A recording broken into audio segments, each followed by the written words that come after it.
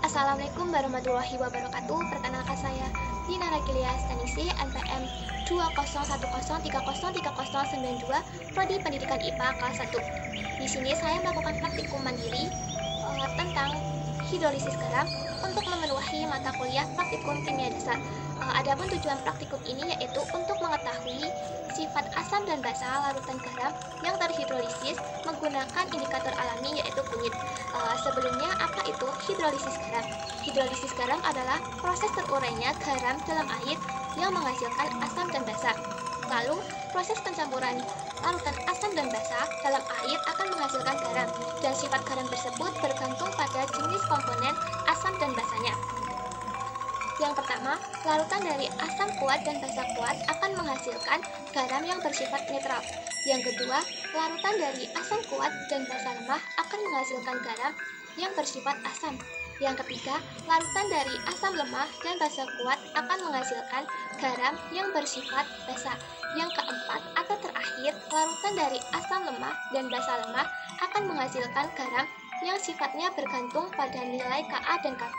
Jika Ka lebih besar dari Kp, maka akan bersifat asam dengan pH kurang dari 7. Jika Ka sama dengan Kp, akan bersifat netral dengan pH sama dengan 7. Lalu, jika Ka kurang dari Kp, maka akan bersifat basa dengan pH lebih dari 7. Lalu, bagaimana penentuan sifat asam basa menggunakan indikator alami? Yang pertama, larutan bersifat asam. Jika ditambahkan indikator alami, warnanya akan berubah menjadi sedikit pekat atau lebih gelap. Nah, yang kedua, larutan bersifat basa. Jika ditambahkan indikator alami, warnanya berubah menjadi gelap atau pekat. Yang ketiga, larutan bersifat netral. Jika saat ditambahkan indikator alami, sama sekali tidak terjadi perubahan warna pada larutan tersebut. Selanjutnya yaitu alat dan bahan, yaitu 1. 4 gelas sebagai wadah larutan, aquades dan gelas ukur, sendok makan, pengaduk larutan, ekstrak kunyit, soda kue, deterjen, garam dapur,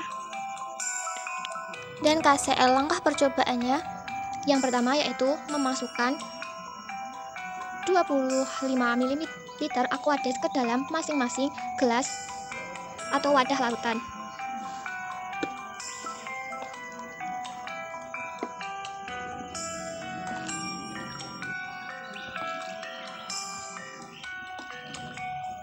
Kemudian masukkan 1 sendok soda kue ke dalam wadah larutan.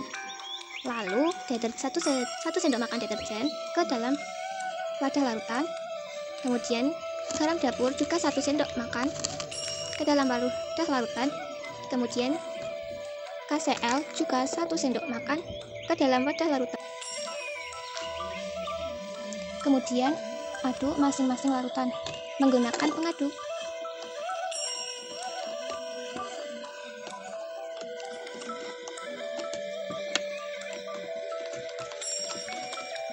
Ingat, campur larutan hingga benar-benar tercampur. Kemudian, masukkan 1 sendok makan ke dalam masing-masing wadah larutan.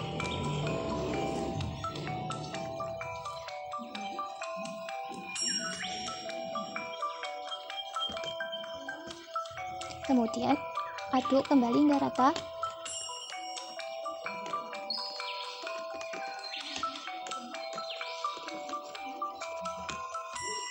Dari praktikum yang telah dilakukan, didapat terjadi perubahan warna. Pada soda kue, warna larutan tersebut menjadi lebih pekat atau lebih gelap daripada warna indikator alami. Lalu pada deterjen, warnanya juga lebih pekat atau lebih gelap daripada warna indikator alami. Pada garam dapur, perubahan warna yang terjadi, warnanya memiliki persamaan dengan warna indikator alami. Pada KCl, perubahan warna yang terjadi, warnanya itu lebih terang dari indikator alami atau bisa disamakan dengan warna indikator alami.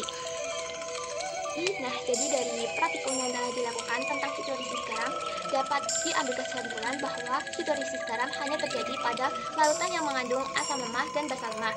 Dari praktikum kali ini, soda kue dan deterjen itu mengandung garam yang bersifat basa, karena saat diberi indikator alami terjadi perubahan warna menjadi gelap, dan pada garam dapur atau NaCl serta KCl tidak terjadi perubahan warna dan garamnya bersifat netral. Sekian praktikum dari saya, semoga bermanfaat. Wassalamualaikum warahmatullahi wabarakatuh.